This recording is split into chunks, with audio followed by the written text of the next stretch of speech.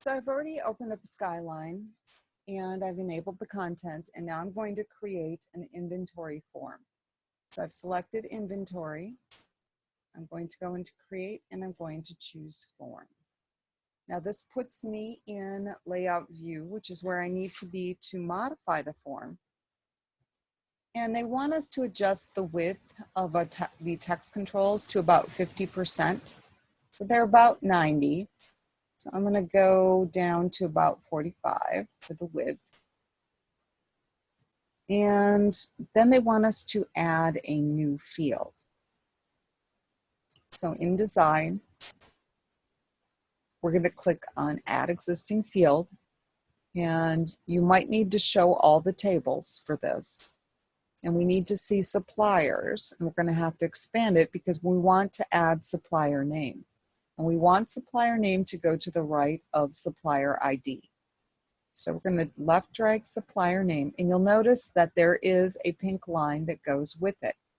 And we want that pink line to the right of supplier ID. And when you have it there, you can release, and it has added the field.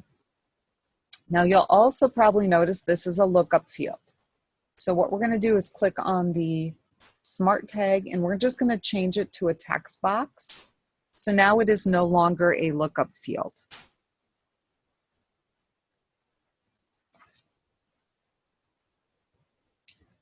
And we are going to do a little adjusting up in this header area.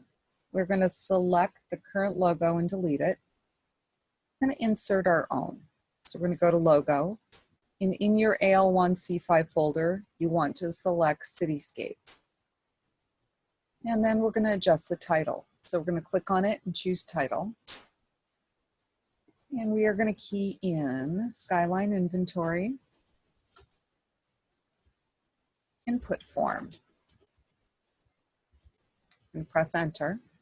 Now I'm going to get out of this field list, and this control is way too big. So I'm going to make that quite a bit smaller. Press Enter. Actually click away. And for some reason, it's still huge. And then what I want to do is add the date and time. So let's go ahead and do that. And I'm going to shift and click here and resize these. And then I want to move both of them over here. And let's make sure this is small, because if this spans the whole width, it's pretty impossible to get these repositioned. Okay, so make sure that this control box just covers the text. And then we're going to shift and click on these.